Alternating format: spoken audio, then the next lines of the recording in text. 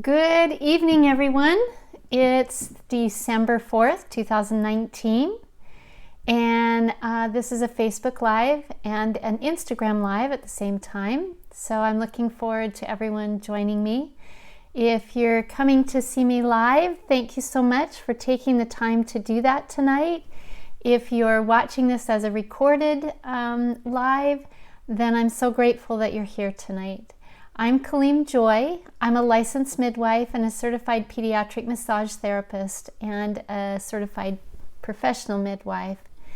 And I've been working in the field of midwifery and birth and pregnancy and babies and massage for over 20 years now. And tonight our topic is the first 3 weeks postpartum up to the first 3 months. And the last live that I did, which was the week before last, we talked about the first 3 hours and the first 3 days. So we're going to continue on from there. And last week, I put up a little Facebook and Instagram post letting you know that I wouldn't be available on Wednesday night because of the fact that I was attending a birth. And this sweet baby took a little bit of time, but made its entrance into the world at 5:09 on Friday evening, which means that those first 3 hours I'm needed to watch over mom and baby and the family. So I do appreciate you coming back this week, and it's really exciting to see all of you join me again. So the first 3 weeks, coming past that first week is always such a big hurdle.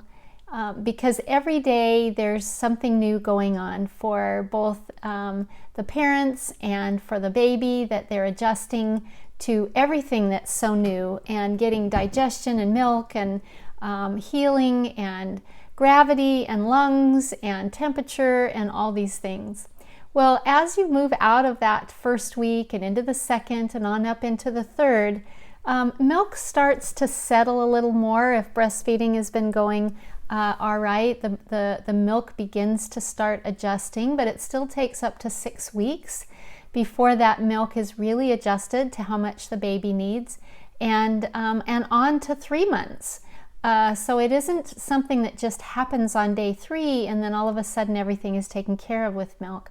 But in those first 3 weeks, you and your baby are going through such a wonderful readjustment. And I think to understand that it's a readjustment, it's a reintegration, it's a rebalancing, everything is figuring out where everything and everyone belongs. And for those of you that may have had children before, or if this is your first, or maybe you haven't had any at all, you begin to learn that the 3-week-old baby transitions a little bit. They start waking up a little bit more and interacting perhaps with you as far as wanting to look at you and be awake for a little longer. But very common, people say, oh, I think my baby has colic. And the reality is at 3 weeks is that the baby doesn't generally have colic. It's that they're waking up, their digestion is changing, and there's a lot of transition that's going on. And I like to encourage parents to remember that it takes that 4th trimester, that 3 months, to be able to really help everybody settle in and reintegrate. It just doesn't happen overnight. So there's a lovely book. Uh-oh, I thought I had it. I guess I don't. It's called The First 40 Days. And one of the things that it really helps to focus on is reminding you that from the time your baby is born up through 6 weeks, that there's a lot of adjustment going on. There's healing for you, there's milk being made, there's interrupted sleep, there's your digestion changing, your hormones changing, and beginning to get acquainted with who this baby is, and how this baby is going to integrate into your life. And in the beginning, the baby's doing the same thing. How do I live in this outside world? How do I function out here? How do I understand how to stay warm? How do I handle gravity? How do I move myself? How do I ask for food? How do I ask not to be fed? How do I ask for my diapers to be changed or to be burped? And there's a whole list of communication that's going on in those first 3 to 6 weeks. So what I remind everyone is that to slow down. To slow down, stay home, stay with your baby. Now, sometimes you start getting a little bit of cabin fever, and when it's raining outside like it is right now, sometimes we're not as eager with that. But if your babies are born more when the sun shines and the weather's really amenable, we want to get out and we want to get doing things, or we want to go see people because we're getting tired of being by ourselves and doing nothing but nursing. I want to encourage you to really understand that the integration that this baby is doing in your life requires you to slow down. To slow down your brain, slow down your expectations of what needs to be done, slow down what needs to happen with your other children, slow down the need to have to expose this baby to the world and all of your friends and all of the stores and things like that, and come back into center. Because this baby and you are learning a communication, learning to expand into the world.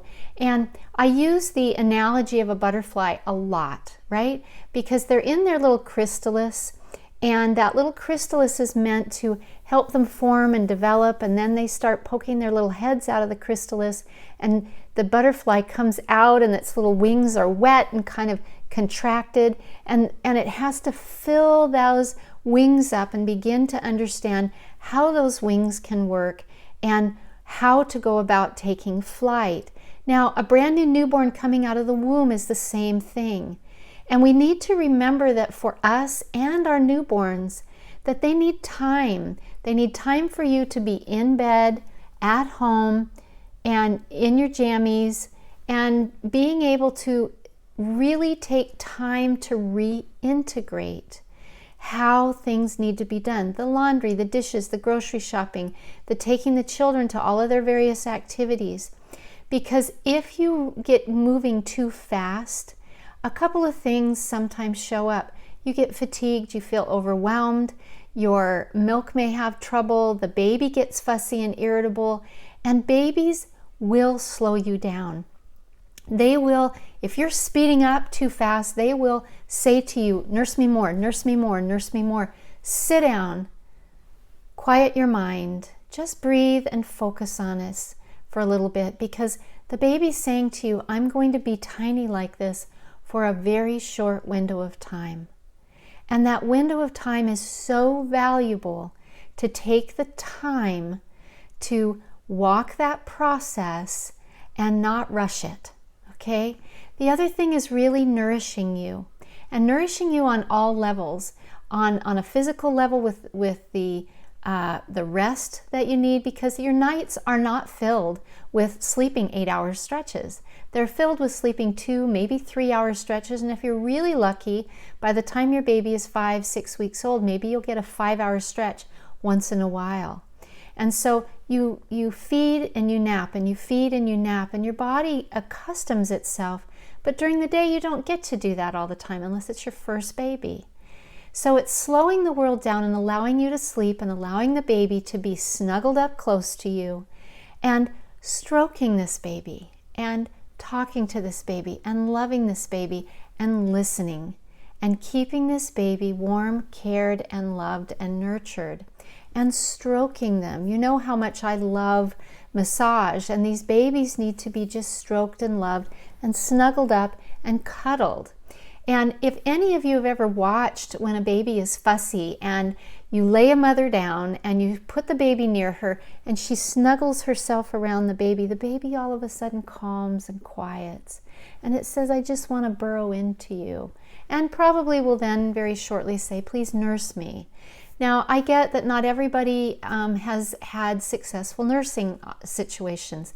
That doesn't mean you don't snuggle in your baby and give them a bottle or a pacifier or a finger, or stroking them or snuggling them and getting them close, because that's what they're looking for. This world is so big. It's so big for them. So it's really important that we help slow down and allow milk to regulate, life to reintegrate, and for the siblings, the other children, to begin understanding how to work with you and a baby and slowing life down. Most of them are pretty happy that you're nursing because they know where you are and they know what you're doing instead of buzzing around and doing things, right?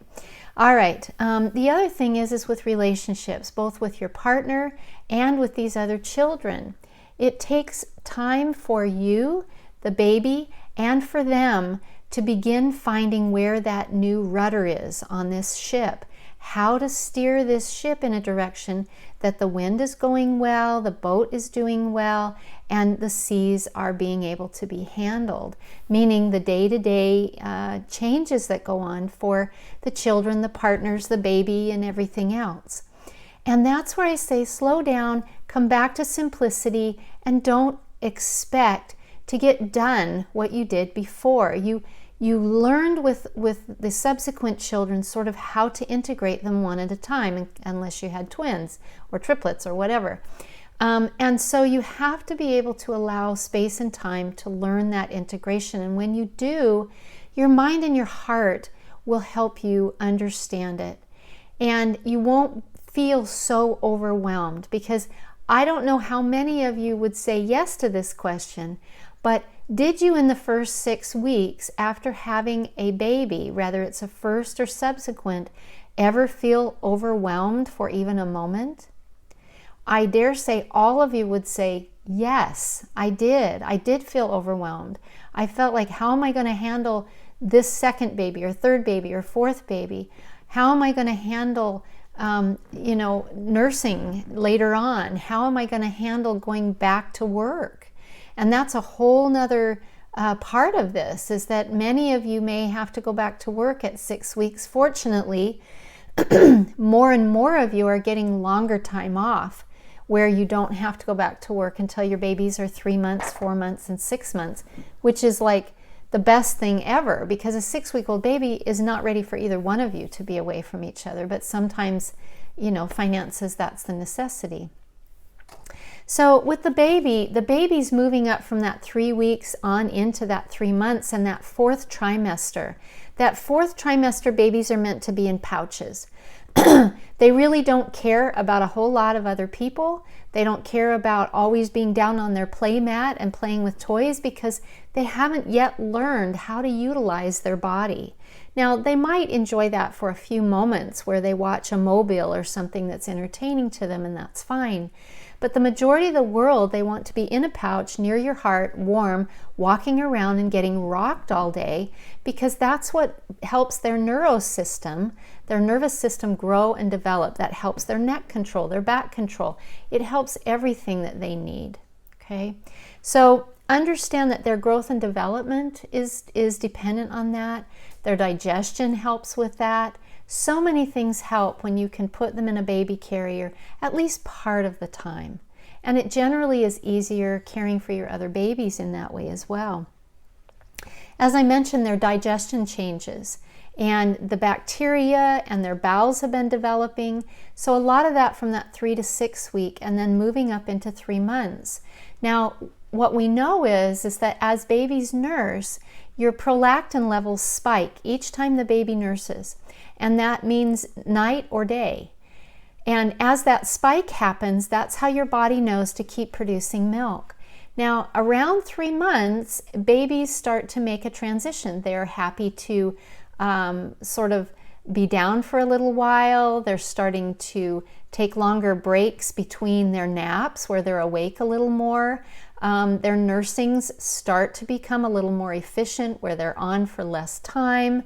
And yet they do get bored. They're looking for more things to do, which is where the dangle of toys, the integration of their hands, start thinking about it between 3 and 4 months. And they start beginning to say, how do I interact more and more with the world around me? When that happens, you know they're ready for that. They're ready for a little more of that, but it still takes time, right? All right, so everything is being moved forward because of the fact that you're taking the time to slow down with your babies. And for those of you who have had one that it was a lot, by the time you have a second, third, or a fourth, if you choose to have that many, you begin to realize how valuable that time is in the beginning, to take more time to be at home, be with babies, or go for short walks than it is to be feeling like you've got to get so many things done and that the baby's more of an interruption than the baby being the focus with things, right? Did you know that in the first 6 weeks, the last 6 weeks of pregnancy and the first 6 weeks of life, the baby's brain is going through their major development?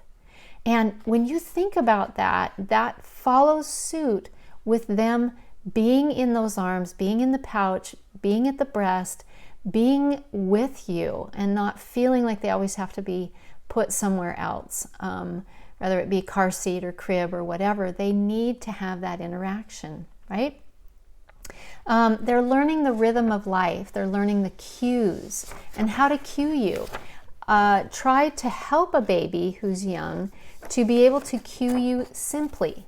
In other words, watch little symptoms of cues and offer food or offer comfort or offer love and playfulness before they have to wind up their ability to tell you because they kept asking, but you didn't hear them until they were wound up. And then babies can get where that's all that they do. They go, okay, if that's how they listen, I'm going to wind up. Now, there are some babies that their character is what I sometimes will term as a little fiery. You know, some babies have a little bit of a fiery spirit. And when they can go from 0 to 60 pretty fast. So with those babies, that's where I just want to come back to doing those massage and that stroking on babies, because that helps to teach their nervous system how to integrate to and adapt to the things that are going on around them, from touch to temperature to gravity and etc. And as they do that, they tend to find that they can adapt and do better. So that attention is important, and you cannot spoil a baby who is young like this by giving them attention and holding and loving them. They will be down and say, put me down because I want to crawl and I want to practice and I want to walk and run within a year. And they won't not want to do that. They will demand it. Even as they start to want to look at a toy or grab a toy, you will find around that 3 to 4 month period that babies will get fussy, and you're trying to rock and soothe and nurse and everything, and then all of a sudden you lay them down on your lap and you start talking to them and you show them a toy and they're like, oh, and you realize, really? You just wanted to do something new, something different?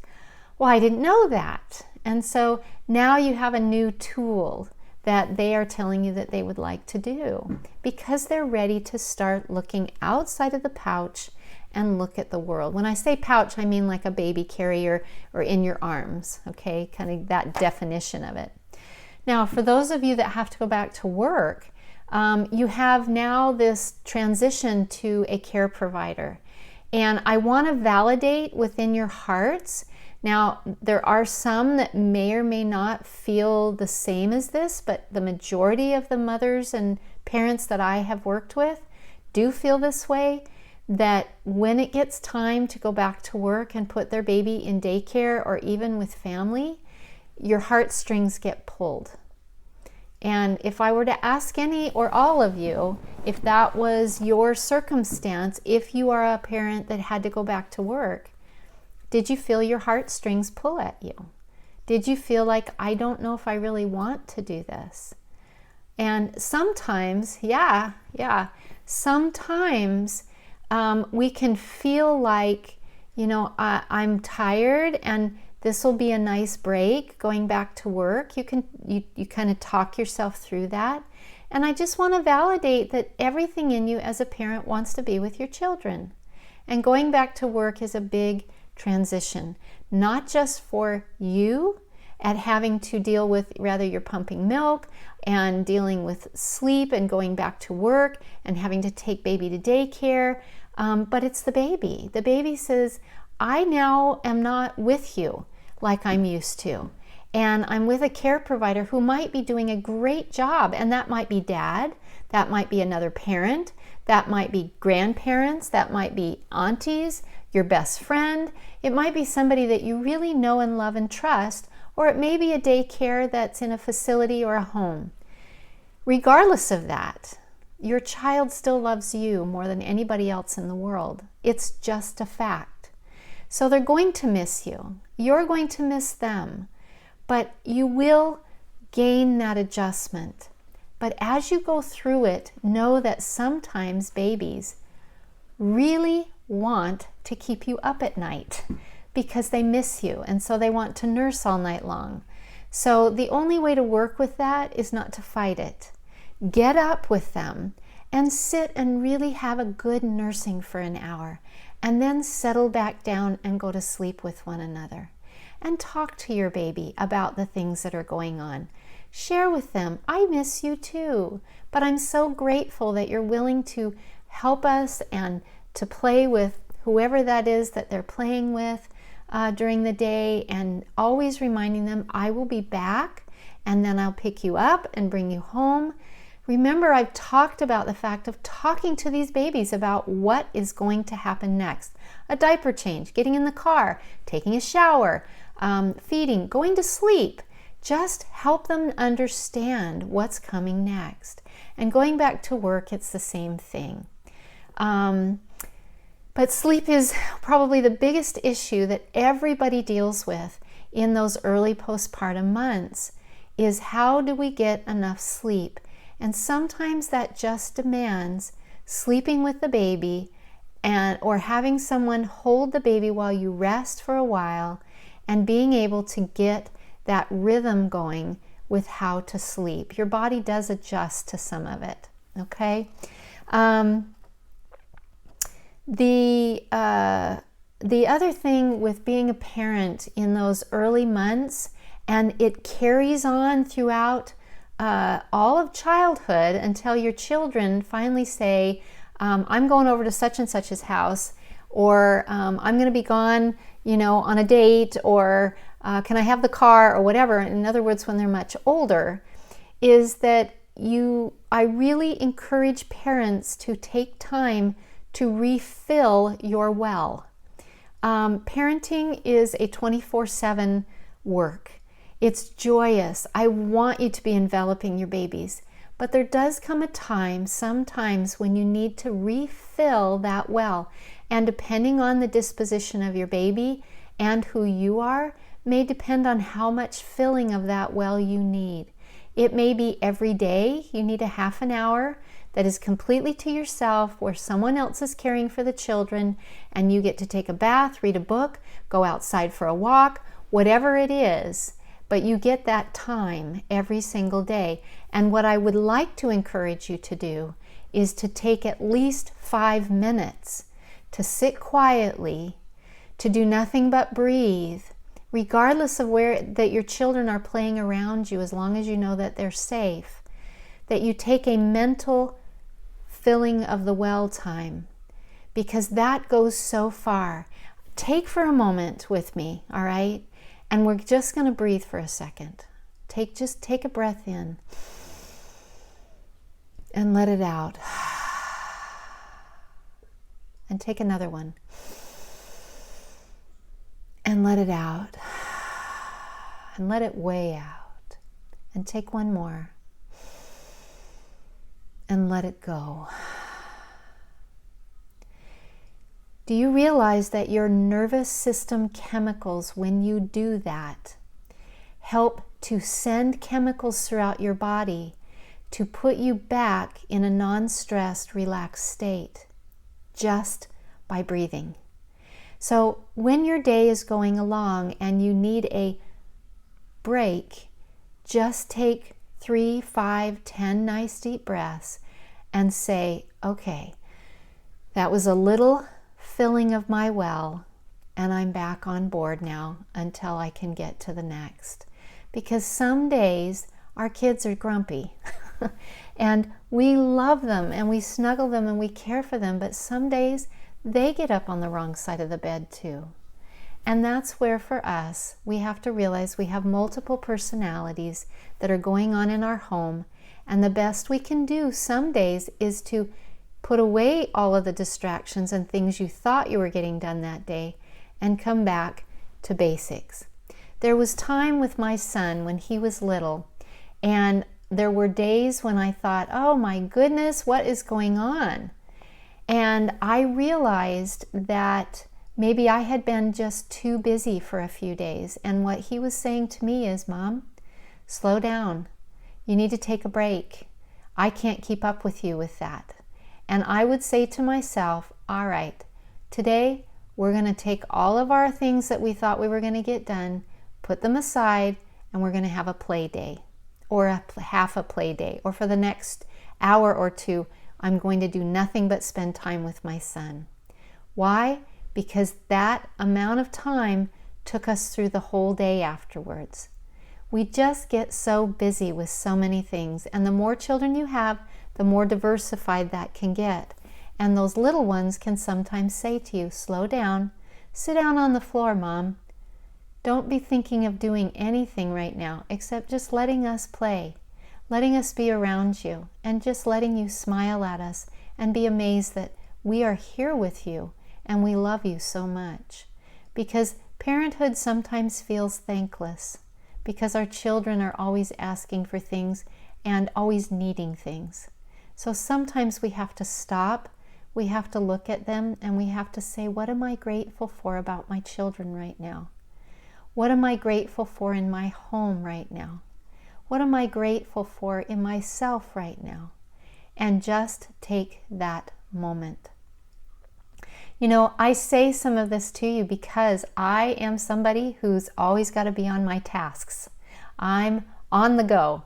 I have to have things on my list. And I know how busy we can get sometimes.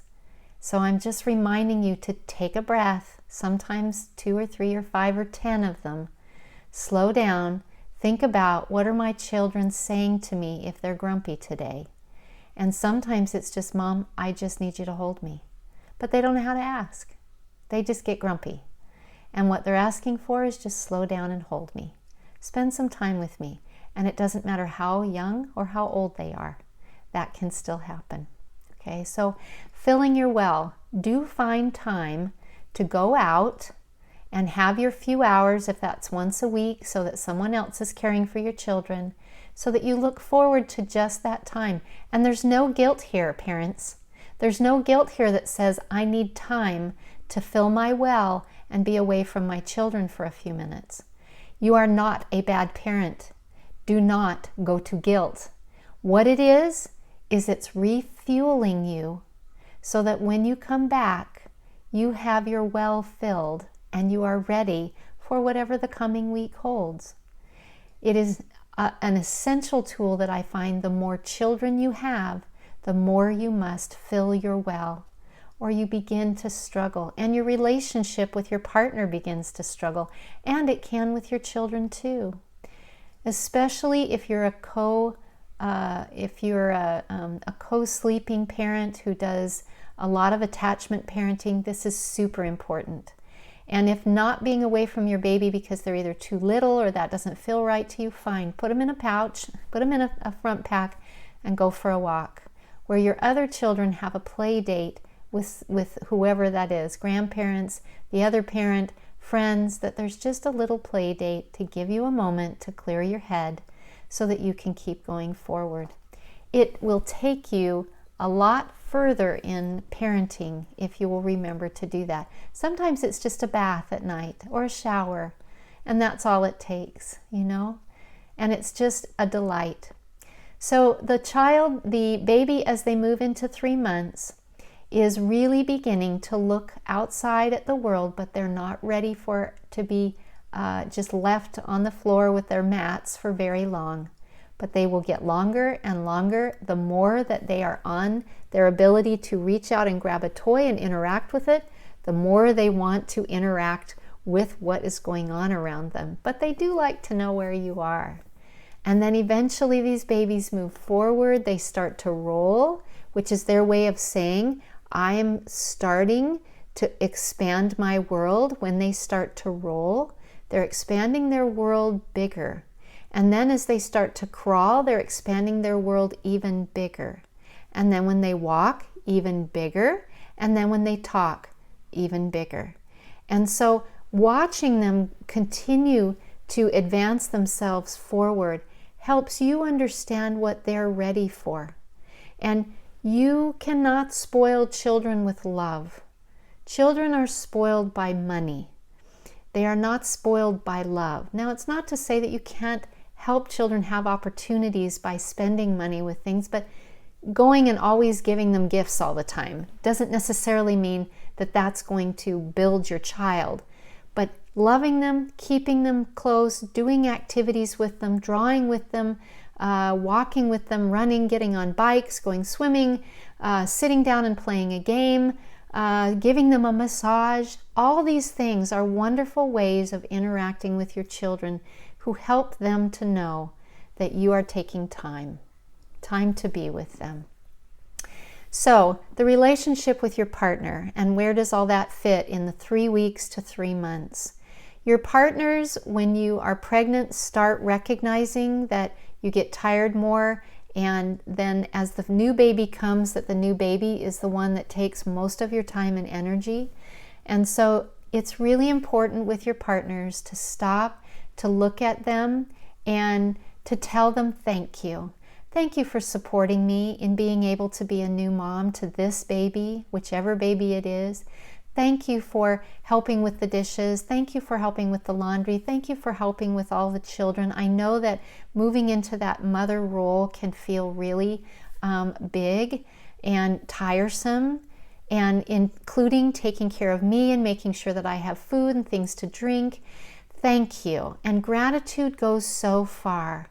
The other thing is as you do start to move out of the bedroom and you're starting to get into those 3, 4, 5, 6 weeks and into the 2-month time, have a date with each other, with the baby, all right? But have a date. And sometimes that's a picnic blanket on the floor in the living room with peanut butter and jelly and a candlelight. And that, yes, the baby's going to be there and the baby's going to nurse, but it's something that said, oh, you took the time to think about having a little time with us as just our relationship, beginning to remember who we are, that we can laugh, we can play, and we can enjoy spending some time together. And as the baby gets up into those 3 months, that gets better and better, but it's still something that as the primary parent, you have to be able to look outside and recognize that you have to sort of pull that partner in and give them a hug, tell them you appreciate them, and you know that they're doing a great job too. And as they're back into work, they come home, there's a lot of things to do, but gratitude goes tremendous yards to help them to feel like they can also keep up the work that's going on. All right. Questions for tonight. Start thinking of any questions that you'd like to ask. And I want to give you a thought. 1 is about breath and taking those moments. 2 is about following your inner compass. Each of you have an inner compass with your children, and you know your children well, better than anybody else does. So when that inner compass tells you that something needs to happen, even though you may have other family and friends that might be telling you, oh, just put the baby in the crib and let him cry, or stop feeding the baby so much, or doing other things like that, listen to the inner compass. The inner compass is your wisdom inside as a parent, and say, what do I feel is in the best interest of this baby, as well as in the best interest of our family? And finding what that rhythm may be, okay? All right, questions. What have we got tonight? Or comments. Comments. I'll ask you a question. What did you do that seemed to be the best help to ensuring that you and baby got enough sleep? Because that is probably the number one question I get asked when it comes to moving forward after the baby's born. How do we sleep? How do I help my child to sleep? And I know I have given some ideas in the past with creating anchors such as a song or reading to them, lighting a candle, and using anchors, co-sleeping. All right, expand on that. Why did co-sleeping work? I always slept with baby in my bed. Why does that work? Why does that work more than putting them in a crib in another room? At least until 8 months. Yep. Expand on that and give me some answers as to why. Why does that help? When you bring a baby into bed with you, because people say, oh, if you do that, you're never going to get them out. And what I've learned is that babies were not meant to be alone. They grew inside you, and until they can handle being alone, they weren't meant. Regulates mother and baby together, yes, and bonds you, yes. Easy to nurse, easy for me to be at peace. They feel comforted, so many great reasons. I'm loving it. I was able to sleep much better, more comfortable, know my baby is safe. Both my girls slept so well on their own at ages 2 and 3. Yes, absolutely. I personally was a co-sleeper as well. Co-slept with ours until 18 months. Yep. And what I found in co-sleeping, and what I do tell some families who maybe had some challenges with co-sleeping, is keeping them in your bed with you, or at least for the first 3 weeks, if not longer. And I loved co-sleeping because they stayed warm, they were right there, they felt safe. And so many times babies, I hear, they're not sleeping well, and the parent goes in and they're calming them down, they're quieting them down, they go back to bed, and an hour later the baby's up again. And once they're brought into bed with you, they sleep. Why? Well, because they're warm, they're snuggled, they feel safe, and they weren't meant to be alone. Thankful my husband didn't mind at all. Yes, that is another consideration as your partner. The other thing is the size of your bed. I've said to people, if you're going to co-sleep, you need a big bed, because you need enough space to roll from side to side to feed a baby. And as they get older, for those of you who have had sort of toddlers, that 1 year to 2 year old baby, they become what I call blender babies.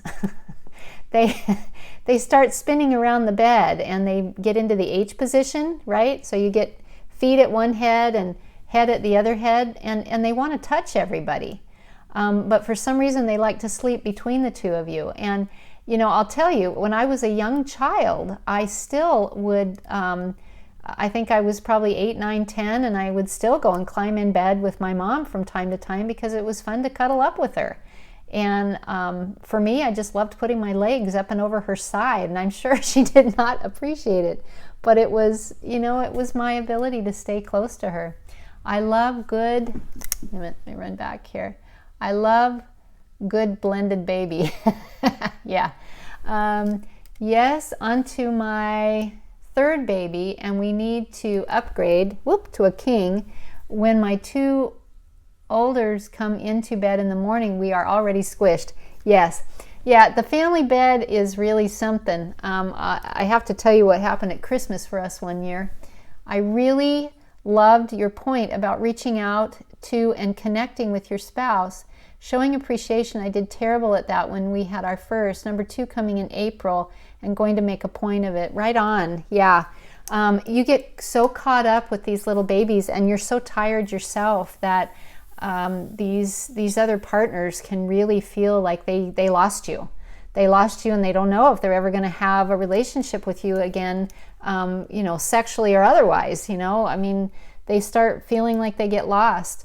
And I think it's part of not teaching our families that this is an important part for both of you, because the partner also needs to be able to say thank you. Thank you for getting up so many times at night, and thank you for nursing our baby, and thank you for being sleepless, and for doing such a great job. And I have said to partners, when you come in, sit down next to her while she's nursing. Put your arm around her and tell her, I'm so proud of you for nursing our baby, because I know this is the best food for them, and I really appreciate all the effort that you do. And that goes a ton way for you as the caretaker of the baby.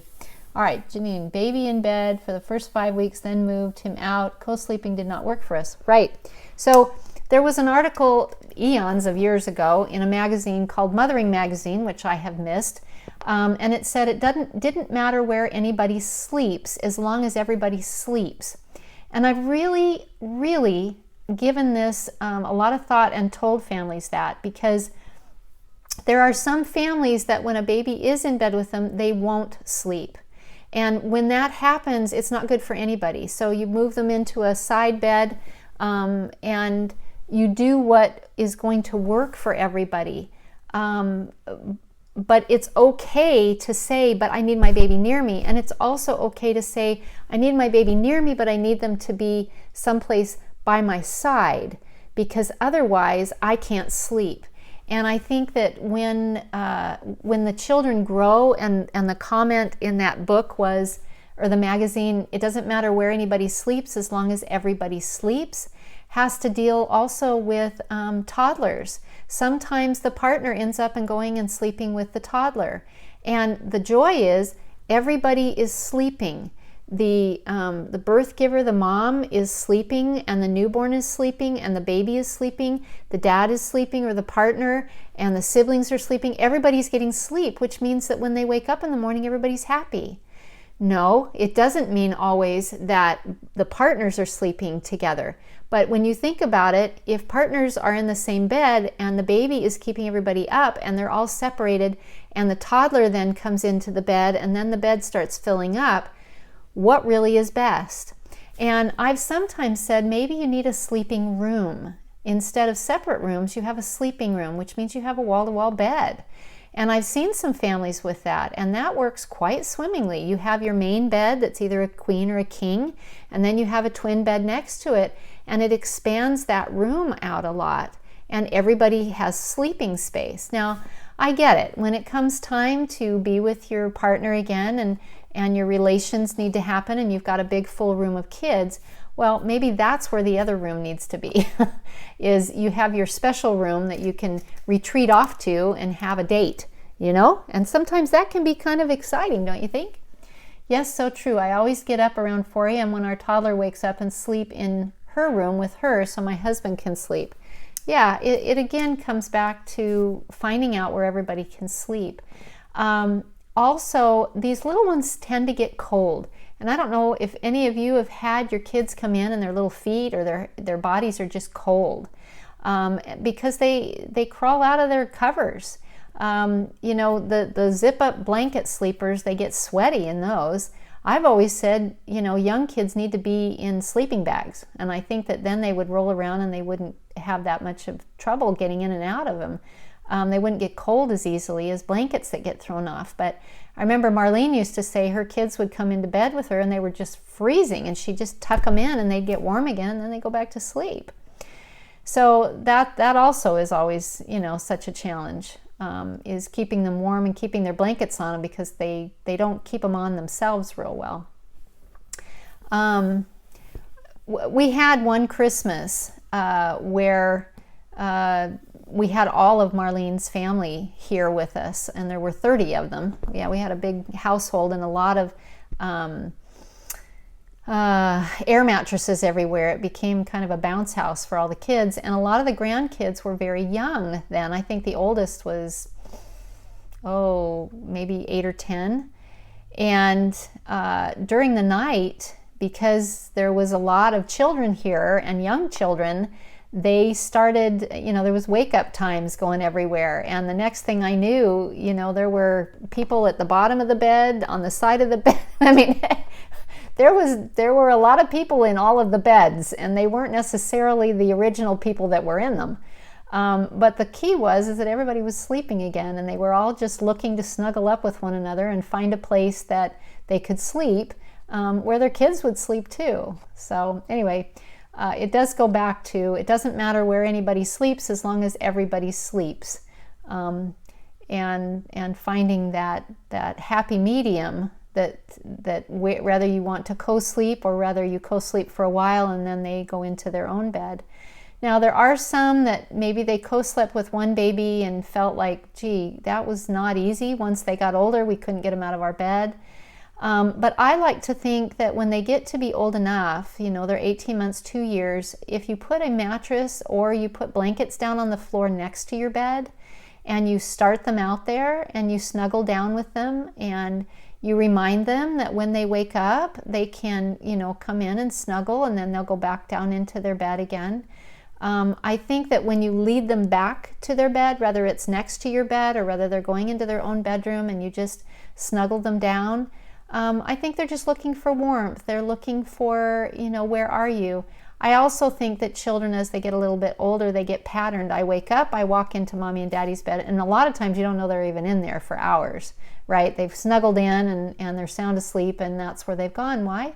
Because they don't want to be alone. And maybe you wouldn't mind sleeping alone, but most kids are not game for it.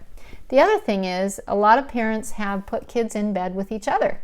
And if any of you have had, kids that you've done bunk beds or you've got trundle beds or things like that, often they end up in bed with each other. Because again, they're happy to sleep together. And they like the warmth, they like the company, and they really don't care about being by themselves because they're children, But again, that doesn't work for everybody. Some children, that would keep them awake and that would irritate them. So you have to really go on that internal compass about what's best for each child. All right, well, sleeping is definitely one of those fun topics to talk about. I'm not a cry it out solution person because I do not feel that is beneficial to newborns or children or infants. I feel that you have to help them to understand a different way of sleeping if they've gotten used to a certain way of sleeping, and help them to adjust to that. But it's not easy to put a child in a crib in another room and expect them to just go to sleep if that's not what they've been used to. So it does take time. The other thing to remember is that when children, let's see how we're doing on time. When children go through developmental milestones, they're rolling over, they're starting to crawl, walk, talk, and as they get older, they're going through certain growth spurts, they have sleep disturbances.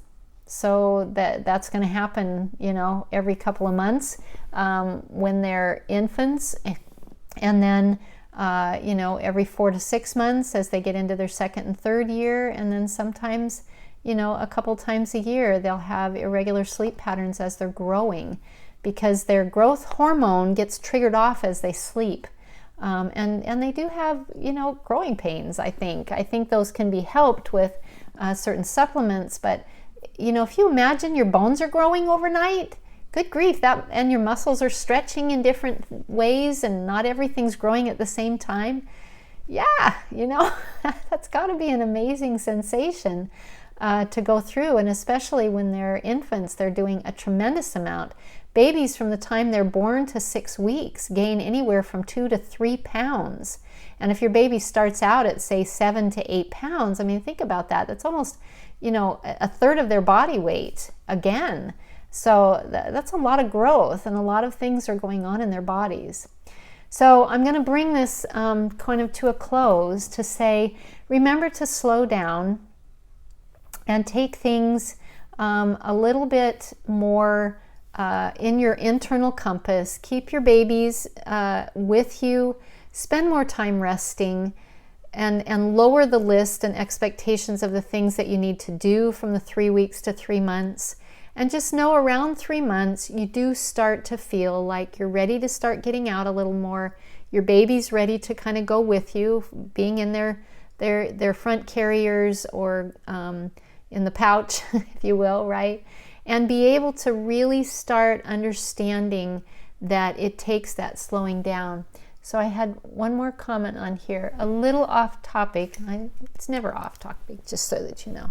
But what supplements help with growing pains? My 4-year-old wakes up once or twice a month complaining that her legs are hurting. Yes, I would do either a calcium or a calcium and magnesium. And sometimes I've had families and they have a lot of good success with this, which is taking like milk, if your child drinks milk, and putting some molasses in it and warming it up with a little bit of vanilla and having kind of like a vanilla milk before they go to bed at night, or a yogurt, so that they have that extra calcium. And if that solves it, great. If it doesn't, then they may need magnesium as well. And I know for me, but that's more hormonal and where I'm at in life, that magnesium is where those leg cramps come from. But the hurting, I think, is a lot where they're looking for things to help those bones be able to build and grow. So often the calcium, magnesium, and D3. Remember, you got to know, the body has to know how to absorb it. And D3, vitamin D3, helps the body absorb calcium. The K1 and K2 that I've talked about before, and it helps the body know where to put the calcium, which is into their teeth and their bones, and not in other places. Children not so much as you get a little bit older. But D3 is real important for them to have. So they make liquid supplements of calcium, magnesium, and D3 that you can give to a child, and that's a great way to start. You can order them off of VitaCost. They're not super expensive. They come like in a strawberry flavor. A lot of them are gluten-free and dairy-free. Not so much dairy-free, but you can find some that are dairy-free if you need something like that. But that's what I would give them, is making sure that they have a calcium, magnesium, and D3. All right, any other questions? Any other comments? Tea Relief Arnica Cream. For growing pains. Yeah. So using some things like that on those little legs and back and arms sometimes can help as well. I had never thought about putting a topical on, Janine. That's kind of brilliant. Joyed Time, thank you. I'll have to try those. Okay. So thank you so much for joining me tonight. Thank you for your comments on sleeping. Thank you for just being here with me. It's just so fun to have a community and to share and chat about things. So go in, hug your children, tell them you love them, tell them they're amazing and that they can do anything they set their mind to. And until next week, I hope you have a delightful week that's filled with joy, with happiness, and with lots and lots of breath. All right, till next week, take care. Bye now.